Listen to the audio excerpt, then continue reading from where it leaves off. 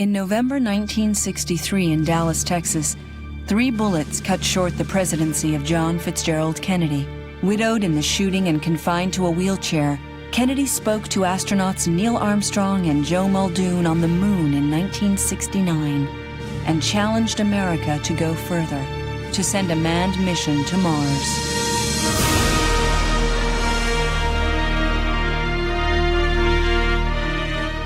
Voyage by Stephen Baxter. Dramatized by Dirk Maggs. Episode 2, 1972 to 1980. Trajectories.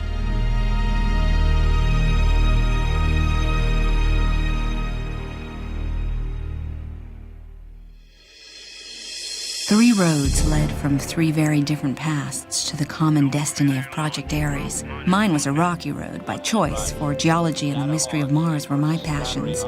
For Phil Stone, it wasn't a road, it was a thin strip of sky, back in October 1969. You sure 37 ain't too old to be flying the X-15? Hey, Nowak, it's a good thing I'm shackled to your wing pile and not sitting in your bomb bay. You'd be flying this B-52 with a nice fat lip. Oh, haven't you heard what they're saying, Stone? Make love, not war. Well, I'm too old for making love, that's for sure. 15 seconds marked to separation. Altitude 45,000 feet. Chase planes on target. 10 seconds. Roger that. 3, 2, 1, zip. We're clear. Copy that. Lighting up. There's a good kick in the back. Losing you in visual, Phil. Handing you over to Edwards.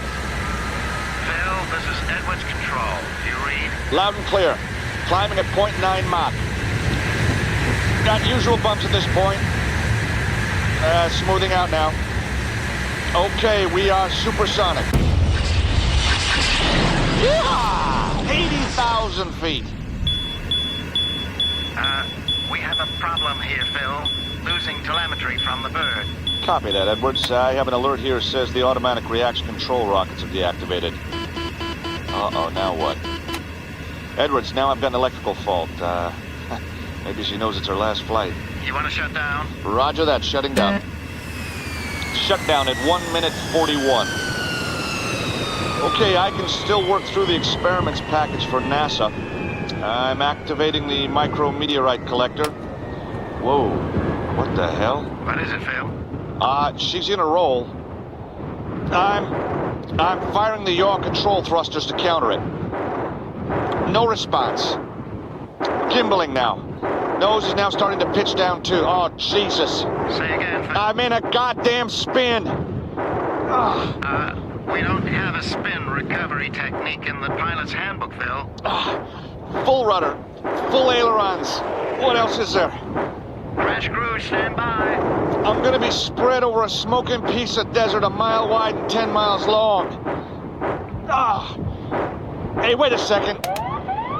Edwards, the MH-96 has just ordered the RCS to oppose the spin. I am reinforcing with aerodynamics. Come on, baby. Come on. Yes, yes. Okay, I'm opening the air brakes for re-entry. Decelerating, sky is brightening. Edwards, I have visual on you. 18,000 feet, dropping fast. Corkscrewing to loose speed. Copy that, Phil. Chase plane should be with you shortly. Yeah, I got him. Nice to see you, fellas. Jettisoning the ventral fin. Ugh. All right, boys. About to hit the dirt.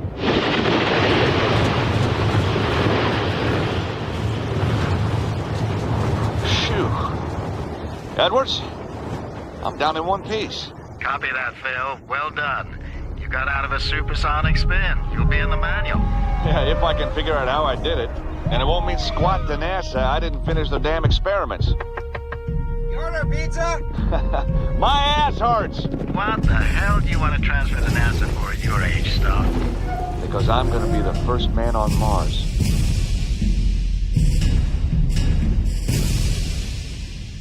January 5th, 1972. I can't believe it. Mike has actually agreed to take time out from the new Nerva rocket tests to come for drinks at the singing wheel. I Of course, it still revolves around work. Decisions have been made which will affect the future of anyone connected with NASA. After carefully considering the report of the Space Task Group, I have decided today that the United States should proceed. I bet you he's going to the space shuttle, Chuck. Quiet, Stone. Shut up, you guys! I want to hear which way we get screwed this time. Long-haul interplanetary flights to take American astronauts to Mars. You hear that, Bleeker? Nixon says old Chuck Jones ain't out of the space race yet. I heard that, boss! That's incredible. Kennedy did it. He challenged Nixon to go for Mars in the Slimeball Cave. You know, if that assassin had killed JFK instead of Jackie back in Dallas, we'd be looking at a space shuttle program instead. I'm working for the astronauts! Pick it down red! White and blue! Redneck bullshit. Hey, they're just celebrating, Mike. Yeah, what about the scientists, huh? What about me and the other guys building the nuclear rockets to get in there? We're part of this, too. What about the geologists? We're training them to do something useful when they arrive. Hey, come on, Mike. Ben asked us along to be sociable. Oh, Ben Priest. Astronaut, role model, and hustler. Oh, come on, give me a break. Oh, he's got the hoss for you, Natalie. No. He wants me out of the picture. Shut up, Mike. He's heading this way, please. Hey, folks. Hi, Ben. I'd like to introduce you to a good friend and a fine aviator, Phil Stone. Meet Natalie York and Mike Conley. Pleasure to meet you. Nice to meet you. Hi. Phil flew the last ever X-15 back in '69. Yeah, nearly broke it, too, but don't tell Ben that. Cool. Excuse me. Miss York, your friend Mr. Conley okay? Yeah, Mike just splashed down in one pitcher of beer too many. He's working on Nerva, so it's a big day for him, too. Oh, the nuclear engine. So you're a physicist, too? No, I'm a geologist. I do mostly NASA work, some research, some astronaut training. And Natalie's applying to join us in the astronaut corps. She wants to be on the Mars trip. Huh, no kidding. You're a Mars nut, don't deny it. I am, but it doesn't automatically follow that I want to be an astronaut. Well, you stick to what you do best, Miss York. You're probably wanting to settle down and get hitched up with Mike there. Start a family. Oh, no, that's not exactly my plan. Hey, Stone, you want this drink or not? Excuse me. Nice meeting you. Yeah. Whoops. Yeah, he's right. You know, I must get around to some serious cake baking and child rearing soon. I may be left on the shelf if I don't settle down. Phil Stone is one of the good guys. He didn't mean anything by that. Did John Glenn write the rule book on how astronauts should treat women? You guys seem to have Natalie, some... you're wrong. Look, the kind of girls who usually come here with younger guys... Yeah, are tramps in cocktail dresses with 3-inch eyelashes. Pretty much. And here I am in a khaki shirt and chinos. Wow. Do you think your friend Stone might have spotted the difference? Okay, have mercy. Thanks for the invite, Ben. I better go find Mike. You sure? He's throwing up into a plant or outside? Yeah, well, he's a man. It figures. This is Professor Gregory Dana. Please leave a message on this machine or call Langley Research Institute. Gregory Dana? Dad, it's Jim. Oh, where are you? Houston, at the singing wheel with the other guys. What happened with your test? Nothing concrete. No evidence of actual heart attack. It was Dresden, huh? But I shouldn't have gotten involved with the proposals. Let's pray Nixon is not so stupid as to throw nuclear reactors at Mars. Better he chooses the space shuttle. Dad, he just announced it. We're going to Mars. And what? They picked the nuclear option, Earth to Mars direct and back again. There was no mention of using a Venus swing-by.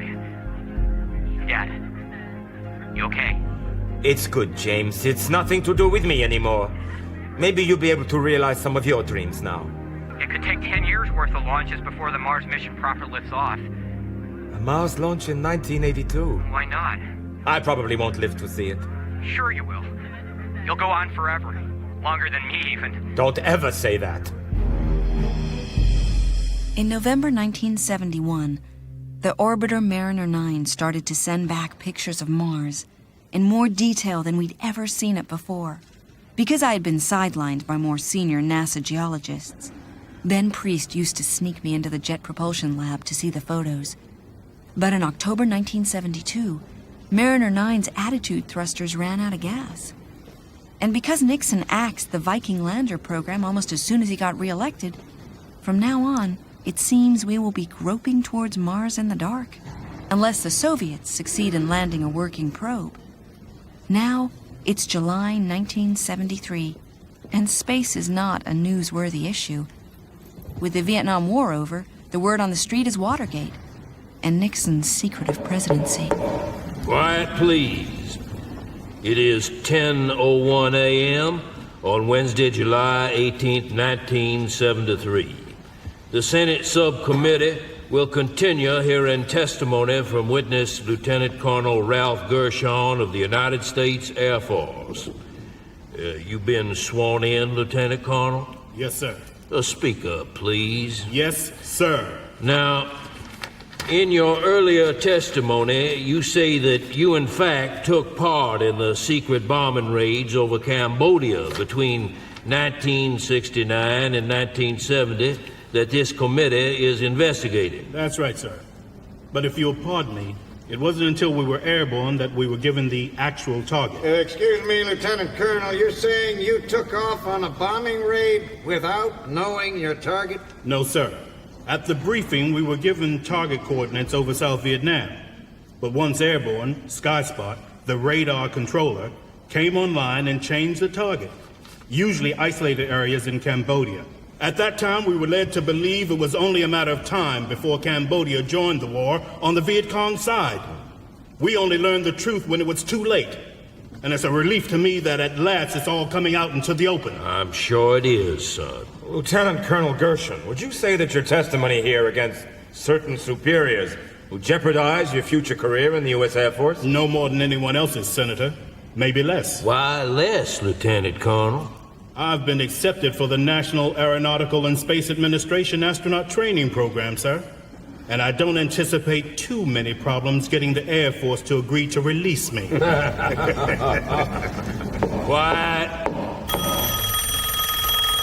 Oh. Mike. Phone. Oh, damn it. Oh. Yeah, come on, look. Oh, shit. Yeah, all right, I'll be there. Nerva 2? Yeah.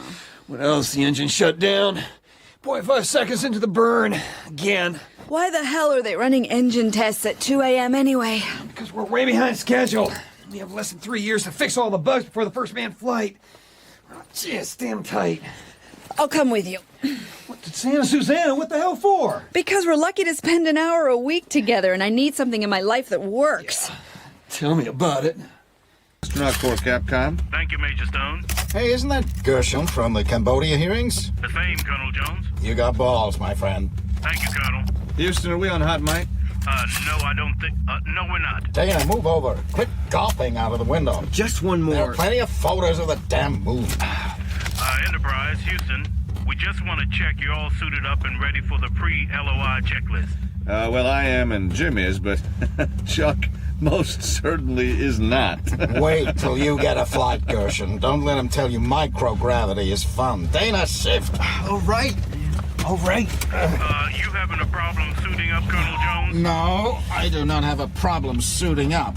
I'm bare-ass naked and having a problem taking a dump in the middle of an Apollo capsule. Somebody open a window! Oh, mayday, mayday, mayday.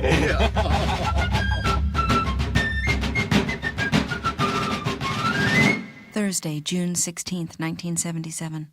Something's happened. The Soviets have gotten a lander on Mars, and it's transmitting data. I've heard Ben Priest is working at JPL. I'm going to try and contact him. Oh, and Werner von Braun died today. The man who built V-2 rocket bombs for Hitler and used the same technology to put Apollo 11 on the moon. Your beer, Commander Priest. Thank you, Dr. York. Long time no see. Long time no see. Ben, you're going gray. Does a month in moon orbit cause that? No. The 6 years training beforehand. Which reminds me, I hear things aren't going too well for Mike with Nerva. Our flight on Apollo N has been delayed again. You're flying the test? Prime crew, me, Chuck Jones, and Jim Dana. You don't mind being the first men to ride a nuclear reactor into space? Not if the Mike Connigs of this world ever get it to work. So, how's life? Well, shitty, if you want to know the truth. I get back into space program research and find my professor at Berkeley is a jerk. His projects are lousy. His methods are lousy. He sees the Space Sciences Lab as a way to chisel money out of NASA. Hey, why don't you just come right out and say what's on your mind? Not even working on Mars data satisfies me anymore, Ben. In fact, I saw an ad for something in Alaska last week. Alaska? Well, so what else do I do, smarty pants? Your trouble is thousands of geologists have been to Alaska before. So? So I know a place where there are no geologists at all. Your problem is you're working on the wrong planet, and I can prove it. You've got pictures from the Soviet probe? Et voila! Jeez! The pictures transmitted back from Mars 9. Now, strictly for JPL consumption only. The Soviets passed them over because we gave them our Mariner images, so you're not seeing them now. Yeah, I got it. Come on. Oh, my God. Ben, I can't tell you how much I appreciate this. It would have taken me months to get my hands on these. The resolution isn't great, but they are in color. Oh, wow. What we need is someone out there climbing off the lander with a spade and a hammer. Why, Natalie York. Suddenly you look like the girl I met at Jackass Flats all those years ago. Listen to this. It's from their meteorology team. Winds in the afternoon were gusting easterly. The maximum temperature was minus 43 degrees. This was 2 degrees colder than at the same time on the previous day. My God, Ben, this is a weather report from Mars. Natalie?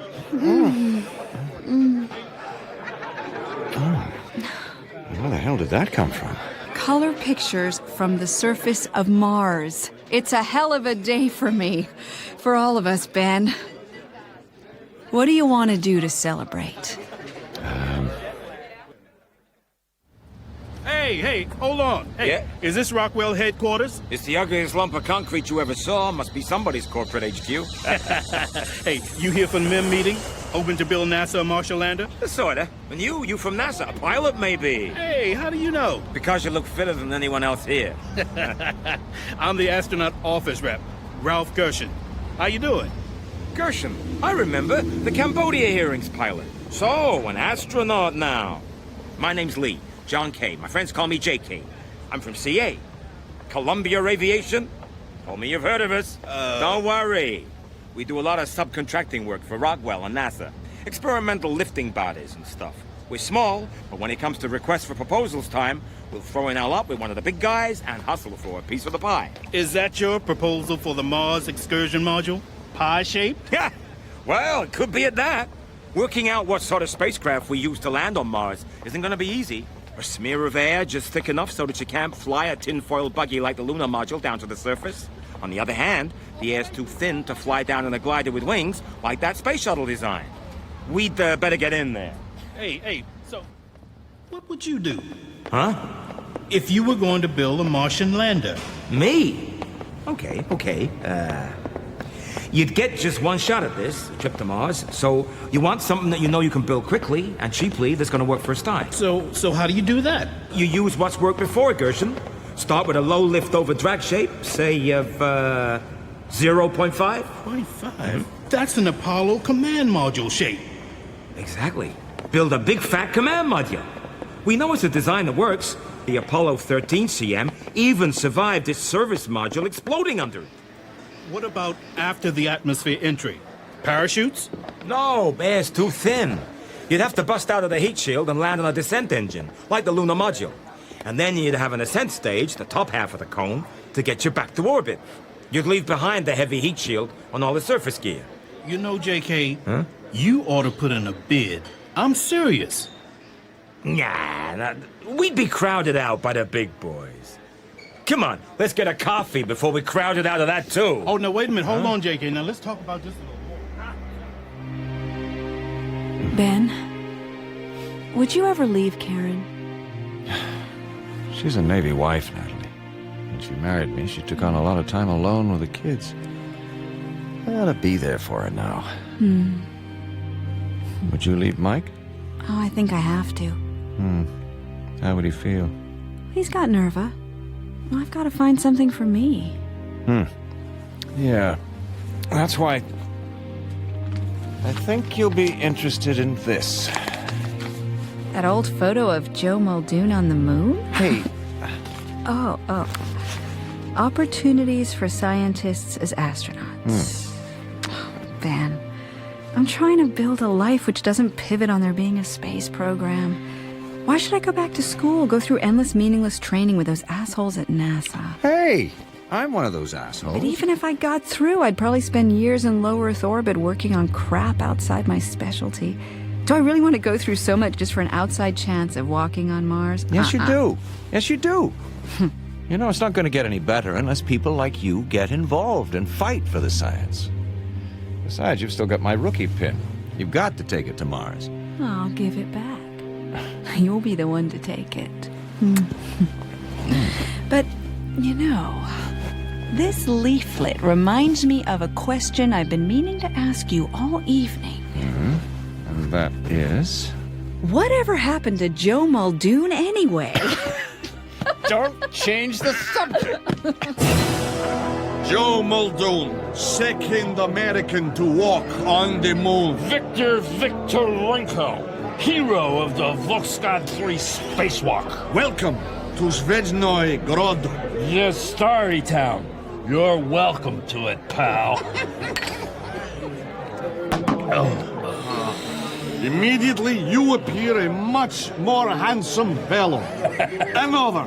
I'll see you, and I'll raise you. Your toast. To the Moon Lab Soyuz project. Ah, you mean the Soyuz Moon Lab project. Tell me something, Victor. Is it true you would have been crew commander for a Soviet lunar landing?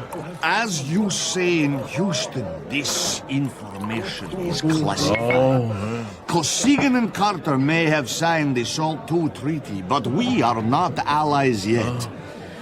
Or so the KGB tell me. Yeah. But you and I know better, pal. Of course. Colonel Muldoon. Oh, Lieutenant God. Colonel Victorenko. Good to see détente in action. Administrator Michaels, welcome to Soviet Union. Please drink with us. Yeah, come on. Here is salt. Here you go. Here is bread. My pleasure, Colonel Victorenko, but if I could have a word with Joe for a moment. Oh, of course. Forgive me. I shall fetch more vodka. I'm sorry to bother you with this now, Joe, but we need a decision from your crew tonight. On what, Fred? Call sign for your Apollo on the Moon Lab Soyuz flight. We've had 7,000 competition entries from elementary and high school students, each backed up by a classroom project relating... Fred, give me a break. What the hell does that matter? Joe, Congress instigated the competition. We're funded by Congress. Now, I have a short list of the 29 finalists here, and I want you... Yeah, well, you can roll up your short list and sit on it, Fred. I'm tired of your prima donna crap. The way you're prepared to embarrass yourself, the agency, and the government, even here. You and those other space cadets of yours are damn lucky to have got this flight at all. We know you were pissed at the cancellation of the last moon landings. We know you think the joint flight is just a PR stunt. I had to go in front of Congress because of the way you people have mouthed off against the agency. The astronauts go in there and they're treated like heroes. I went in and I was totally humiliated. That is never gonna happen to me again. Is that clear? The road to Mars lies through this piece of paper. The 70,000 high school kids and their 7,000 stupid names. So now, in this shitty room on the wrong side of the planet, you take this list and you choose one. Adventure. Blake, Eagle, Endurance. You want me to go find Stone and Bleak? No, I'm the commander. Here, this one. Grissom. The commander of Apollo 1. Let's name it for Gus. A tribute. Okay. Now excuse me, Fred. I'm not as drunk as I need to be.